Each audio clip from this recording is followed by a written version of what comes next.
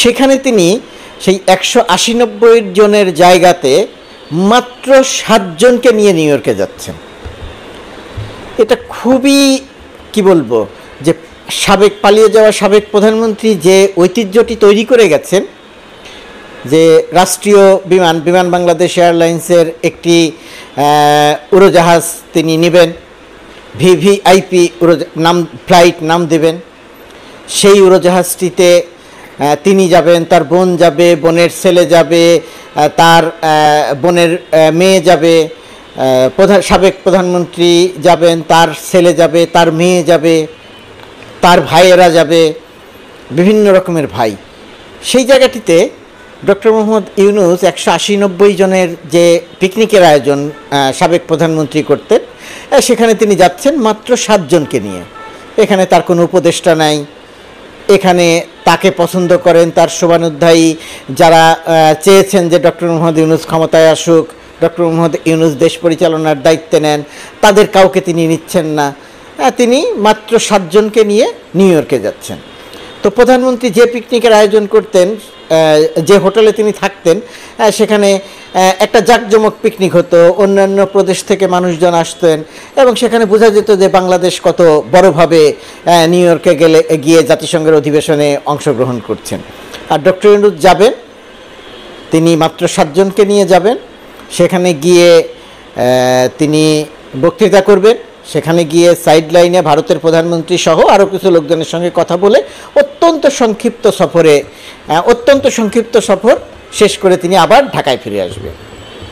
এখন প্রশ্ন হচ্ছে, আমরা বলি যে পূর্বের সরকার যা করে পরের সরকার এসে সেই ধারাবাহিকতা রাখে না, সব কিছু নষ্ট করে দেয়। তাহলে ডক্টর ইউনূস কি পালিয়ে যাওয়া প্রধানমন্ত্রী শেখ হাসিনার যে ঐতিহ্য, সেই ধারাবাহিকতা না রেখে তিনি কি সেই প্রধানমন্ত্রীর ঐতিহ্য ধ্বংস করে দিলেন, নষ্ট করে দিলেন? নিশ্চয়ই এভাবে বলা যায়, নিশ্চয়ই ডক্টর মোহাম্মদ ইউনূসকে এইভাবে কাঠগড়ায় দাঁড় করানো যায়। সাবেক প্রধানমন্ত্রী তিনি তো ডক্টর ইউনূসকে বারবার করে কাঠগড়ায় দাঁড় করিয়েছেন। তো আমরা তো সাধারণত তাকে কাঠগড়ায় দাঁড় করাই না, তো আজকে এই ইস্যুতে অন্তত তাকে আমরা কাঠগড়ায় দাঁড় করাতে পারি। কারণ আমাদের রাষ্ট্রীয় বিমান সংস্থা বিমান বাংলাদেশ এয়ারলাইন্স, তার একটি উড়োজাহাজ যদি দেশের প্রধানমন্ত্রী নিয়ে যান, তাহলে এতে আর ক্ষতির কী আছে? সব সম্পদই তো তার নিজের সম্পদ। তিনি তো বলতেন যে আমার বাবা দেশ স্বাধীন করে দিয়ে গেছে, দেশ আমার। সুতরাং তার যেহেতু দেশ, সুতরাং বিমান বাংলাদেশ এয়ারলাইন্সের যত সম্পদ আছে, যত উড়োজাহাজ আছে, সবই তো তার সম্পদ। তো সেটা তো তিনি তার সম্পদ, তার ছেলে মেয়ে ভাই বোনদের নিয়ে তো তিনি যেতেই পারেন, দলীয় লোকজনদের নিয়ে তো তিনি যেতেই পারেন, তার যে তোষামতকারী একদল সাংবাদিক ছিলেন তাদেরকে তো নিয়ে তিনি যেতেই পারেন, সেখানে গিয়ে তো তিনি একটা পিকনিক করতেই পারেন, যেহেতু দেশ তার নিজের। এখন সমস্যা হচ্ছে, দেশ তো ডক্টর মোহাম্মদ ইউনূসের নিজের নয়। তিনি যদিও 1971 সালে এই নিউ ইয়র্কে যাচ্ছেন, সেখানে থেকেই খুব গুরুত্বপূর্ণ দায়িত্ব পালন করেছিলেন মুক্তিযুদ্ধের পক্ষে, তবুও তার বাবা তো আর দেশ স্বাধীন করে দেন নাই। তিনি তো আর বলতে পারবেন না যে দেশ আমার, তিনি বলবেন দেশ আমাদের। তিনি এমনিতেও আমার কথাটা বলেন না, এটা প্রধানমন্ত্রী থেকে তিনি এই শিক্ষাটাও নেন নাই। প্রধানমন্ত্রীর সবই তিনি বলতেন যে এটা আমি করে দিয়েছি, এটা আমি করেছি, আমার সময় এটা হয়েছে। আর ডক্টর ইউনূস কথা বলতে সবসময় গিয়ে কথা বলেন যে আমরা করেছি, আমরা পরিকল্পনা করেছিলাম, আমরা এটা করলাম। মানে কখনোই তিনি বলেন না যে আমি করেছি। তো এটাও একটা প্রধানমন্ত্রীর সঙ্গে ডক্টর ইউনূসের একটা পার্থক্য। সেখানে প্রধানমন্ত্রী যেহেতু তার নিজের ছিল, সেই কারণে তিনি সব কিছুই তিনি নিজে করতেন। তো যাই হোক, এইটা তো একটা গেল যে 180-90 জন না নিয়ে 7 জন নিয়ে যাওয়ার যে সমালোচনা ডক্টর মোহাম্মদ ইউনূসের করছি, সেটা নিশ্চয়ই আপনারাও বুঝতে পারছেন যে কেন সমালোচনা করছি এবং কেন সমালোচনা হওয়া দরকার, সেটা করলাম। তো এই সমালোচনার পরিপ্রেক্ষিতে একটা ঘটনা বলি, আপনারা ঘটনাটা জানেন, অনেকেই জানেন। লি কুয়ান ইউ নাম শুনেছেন আপনারা, সিঙ্গাপুরের লি কুয়ান ইউ, সিঙ্গাপুরের আধুনিক সিঙ্গাপুরের জনক বলা হয় তাকে। ছোটোখাটো গড়নের একজন মানুষ ছিলেন, কিন্তু অত্যন্ত কঠোর মানুষ ছিলেন তিনি। মানে কঠোর কাকে বলে, সামান্যতম কোনো অন্যায় অনৈতিকতাকে তিনি প্রশ্রয় দিতেন না। তো সেই লি কুয়ান ইউ বাংলাদেশ মুক্তিযুদ্ধের পরপর টরন্টোতে জোট নিরপেক্ষ সম্মেলন হয়েছিল। এটা কত 73-74 সালের ঘটনা হবে, হয়তো 73 সালের হয়তো হবে, আমি সালটা পুরোপুরিভাবে ভুলে গেছি, অনেক দিন আগে পড়েছি। এই কারণে এই সালটা একটু ভুলে গেছি। তো লি কুয়ান ইউ এর একটা বই আছে, বইটার পুরো নাম সম্ভবত এরকম যে from third world to first world, একটা সাল 1965 সাল থেকে 2000 সাল পর্যন্ত এরকম একটা লেখা আছে বইয়ের উপর। অনেক মোটা বই, 700-800 পৃষ্ঠার একটা বই। আপনারা অনেকেই পড়েছেন। এর সংক্ষিপ্ত ভার্সন বাংলা ভাষায় অনুবাদ পাওয়া যায়, যদিও অনুবাদটি খুব ভালো না, কিন্তু তারপরেও পড়ে দেখতে পারেন। বাংলা ভাষার অনুবাদে এই অংশটি আছে কিনা আমি ঠিক নিশ্চিত নই। লি কুয়ান ইউকে এই ডক্টর মোহাম্মদ ইউনূসের জাতিসংঘ সফর এবং সাবেক প্রধানমন্ত্রী, পালিয়ে যাওয়া সাবেক প্রধানমন্ত্রী শেখ হাসিনার বিদেশ সফরের সঙ্গে একটু মিল বা এর পরিপ্রেক্ষিতে এই ঘটনাটা এখানে তুলে ধরাটা হয়তো অপ্রাসঙ্গিক হবে না, সেই কারণে একটু তুলে ধরছি আপনাদের সামনে। হুবহু তুলে ধরছি না, শুধু ঘটনাটা বলছি। আপনারা যারা বিস্তারিত জানতে চান তারা পড়ে নেবেন। লি কুয়ান ইউ তার বইতে লিখেছেন, ওই বইতে অল্প কিছু অংশ একটু লিখেছেন, যে তিনি যেদিন জোট নিরপেক্ষ সম্মেলনে কানাডাতে গেলেন, টরন্টো বিমানবন্দরে তখন তার উড়োজাহাজটি গিয়ে থামলো, তখন তিনি সেখানে দেখলেন যে বাংলাদেশ বিমান, বাংলাদেশের পতাকা দিয়ে বাংলাদেশ বিমানের একটি উড়োজাহাজ দাঁড়িয়ে আছে। তিনি সেই উড়োজাহাজটি দেখলেন। আবার কয়েকদিন 5-7 দিন পরে তিনি যখন ফিরে আসছিলেন জোট নিরপেক্ষ সম্মেলনে অংশ নিয়ে, তিনি তার বইতে লিখছেন যে যেদিন ফিরে আসছিলাম সেদিনও দেখলাম যে ওই উড়োজাহাজটি ওই জায়গাতে দাঁড়িয়ে আছে, এবং ওই উড়োজাহাজের যারা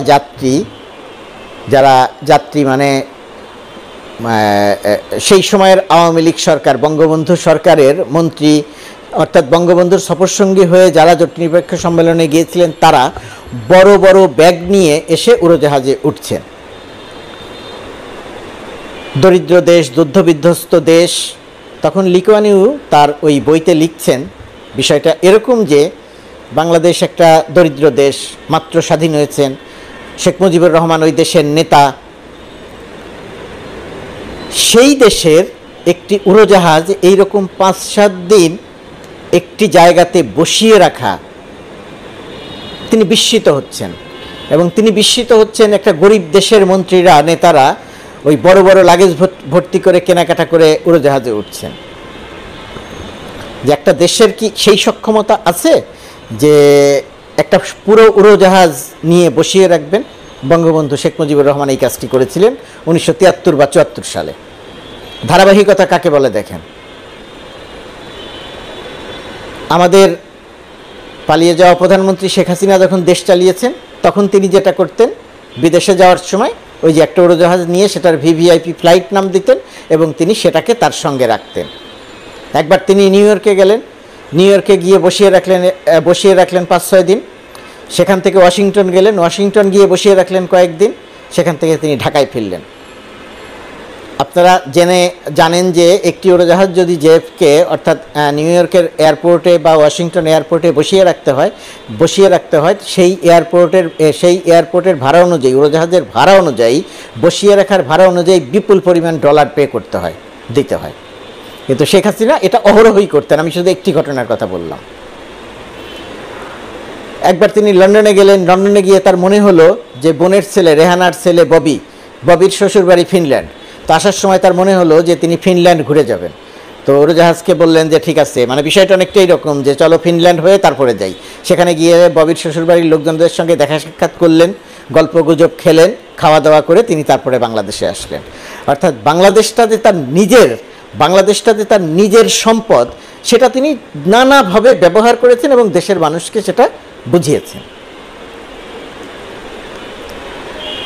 ওই যে লি কুয়ান ইউর কথা বললাম, লি কুয়ান ইউ যখনকার কথা বলছেন তখন কিন্তু সিঙ্গাপুর এয়ারলাইন্সের ওই অর্থ অস্তিত্বই নাই। পরবর্তীতে কি হয়েছে, লি কুয়ান ইউ দায়িত্ব নিয়েছেন, সিঙ্গাপুরকে গড়ে তুলেছেন। সিঙ্গাপুর এয়ারলাইন্স এখন পৃথিবীর সবচেয়ে বড় এয়ারলাইন্সগুলোর একটি, সবচেয়ে ভালো এয়ারলাইন্সগুলোর একটি।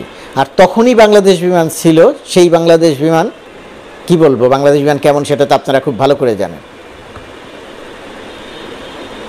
আরব এমিরেটস এয়ারলাইন্স, যা 1985 সালে মাত্র 2টি এয়ারক্রাফট নিয়ে যাত্রা শুরু করে। ঢাকায় তারা ফ্লাইট পরিচালনা করতে পারবে কি পারবে না, বাংলাদেশ অনুমতি দেবে কে দেবে না, সেটা নিয়ে তারা তদবির করছিল। পরবর্তীতে তাদের সপ্তাহে একটি ফ্লাইট চালনা বা দুটি ফ্লাইট চালানোর অনুমতি দেওয়া হয়। সেই এমিরেটস এয়ারলাইন্স পৃথিবীর অন্যতম সেরা এয়ারলাইন্স, আর বিমান বাংলাদেশ এয়ারলাইন্স পৃথিবীর সবচেয়ে নিচের দিকের যদি তালিকা করা হয় তাহলে সেরকম একটা তালিকায় স্থান পাবে। কোনো সরকারই এটার জন্য কোনো কাজ করেনি। আর গত 15 বছরে উড়োজাহাজ কেনা হয়েছে অনেকগুলো, উড়োজাহাজগুলো কেনা হয়েছে, তাও কিন্তু ওই পালিয়ে যাওয়া প্রধানমন্ত্রী শেখ হাসিনার এখানে কৃতিত্ব কম। কৃতিত্ব হচ্ছে 2007-8 সালের যে তত্ত্বাবধায়ক সরকার, সেই তত্ত্বাবধায়ক সরকারের প্রধান উপদেষ্টার বিশেষ উপদেষ্টা ছিলেন, বিশেষ সহকারী ছিলেন মাহবুব জামিল। মাহবুব জামিল মানে হচ্ছে সিঙ্গারের সেই মাহবুব জামিল, এখন তিনি নাই, পৃথিবী ছেড়ে চলে গেছেন। বোয়িংয়ের সঙ্গে একটি চুক্তি করেছিল 13টি এয়ারক্রাফট কেনার। তখন এখনকার যে স্বরাষ্ট্র সচিব তখন ছিলেন বিমানের সচিব, বিমানের এমডি। সেই সময়ে চুক্তি হয়েছিল বোয়িংয়ের সঙ্গে, এবং এটা পৃথিবীর অন্যতম ভালো চুক্তি, যে এই চুক্তির পরে কমিশন লেনদেনের কোনো প্রশ্ন আসেনি। সেই সুযোগে বাংলাদেশ অনেকগুলো উড়োজাহাজ কিনেছে, কিন্তু উড়োজাহাজ কেনার সঙ্গে সঙ্গে যে ফ্লাইট পরিচালনার যে দক্ষতা দরকার ছিল, শেখ হাসিনা সরকার সেদিকে মনোযোগী দেয়নি। এমন এমন ফ্লাইট চালু করেছে যেগুলো অলাভজনক, লোকসান। যে উড়োজাহাজগুলো কেনা হয়েছিল সেগুলো দূরবর্তী যাত্রার, কিন্তু সেগুলো অল্প যাত্রায় চালানো হয়েছে। ঢাকা টোকিও ফ্লাইট চালানো হয়েছে, কিন্তু ফ্লাইট চালানোর জন্যে আগে যে সমস্ত বিষয় পর্যবেক্ষণ করা দরকার ছিল, মার্কেট সার্ভে করা দরকার ছিল, সেগুলোর কোনো কিছু করা হয়নি। এখন কত 1 বছরের লোকসান হয়েছে কত 166 কোটি টাকা বা কত কোটি টাকা। যাই হোক, এগুলো মূল বিষয় না। মূল বিষয়টা হচ্ছে ওই জায়গাতে ফিরি, যে ডক্টর মোহাম্মদ ইউনূস আওয়ামী লীগের যে ঐতিহ্য, শেখ হাসিনার যে ঐতিহ্য, নিউ ইয়র্কে পিকনিক করতে যাওয়া, জাতিসংঘ অধিবেশনে যোগ দেওয়ার জন্যে, সেই ঐতিহ্যটি তিনি ধ্বংস করে দিলেন। এখন এটার জন্য কি ডক্টর মোহাম্মদ ইউনূসের প্রশংসা করব? সামাজিক যোগাযোগ মাধ্যমে তো তাই হচ্ছে, আর আমি তো এখানে সমালোচনা করছি। তাহলে আপনারা এখন আমাকে কি করবেন? আপনাদের যা ইচ্ছা সেটা করেন, কিন্তু বাংলাদেশটা আমাদের। আবারও বলছি, বাংলাদেশটা আমাদের। বাংলাদেশটা শেখ হাসিনার একার না। বাংলাদেশটার স্বাধীনতার পিছনে বঙ্গবন্ধুর বিশাল বড় অবদান, অথবা অন্যতম প্রধান অবদান বা প্রধানতম অবদান। কিন্তু বঙ্গবন্ধু দেশ ও জাতির পক্ষে সেই অবদান রেখেছিলেন, শেখ হাসিনার বাবা হিসেবে নয়। শেখ হাসিনা এটাকে শুধু তার বাবার অবদান হিসেবে, বাবা হিসেবে নিয়ে গেছেন। এটা হচ্ছে তার হীনমন্যতা, এটা হচ্ছে তার নিচু মানসিকতা। ডক্টর মোহাম্মদ ইউনূস দায়িত্বে এসেছেন, তিনি দেশটাকে আমাদের কাছে দিয়েছেন, তিনি দেশটাকে আমাদের মনে করেছেন। ছাত্র জনতা আন্দোলন করেছে, রক্ত দিয়েছে দেশটাকে আমাদের বানানোর জন্য, আমার বানানোর জন্য নয়। শেখ হাসিনার যে একা বানিয়েছিলেন, সেই একা বানানোর জন্য নয়। ডক্টর মোহাম্মদ ইউনূস শেখ হাসিনার যে ঐতিহ্য ছুঁড়ে ফেলে দিয়ে যে ঐতিহ্য তৈরি করে গেলেন, এই ঐতিহ্যটা যেন বাংলাদেশে টেকসই হয়। আর কোনো শাসক এসে বাংলাদেশকে যেন যাচ্ছে তাই রকমের ব্যবহার না করে, নিজের সম্পদ হিসেবে যেন ব্যবহার না করে, রাষ্ট্রীয় এবং জনগণের সম্পদ। নিউ ইয়র্কে 100, 150, 200 মানুষ নিয়ে পিকনিক করতে যাওয়া রাষ্ট্রীয় সম্পদের অপচয়। সেই কাজটি আরও বহু আগে বন্ধ হওয়া দরকার ছিল। আমরা সেই সময়ে জোর দিয়ে যে কথা বলা দরকার ছিল, সেই কথাটা বলতে পারিনি। এখন ডক্টর ইউনূসের সরকার ক্ষমতায়, এখন আমরা সেই কথা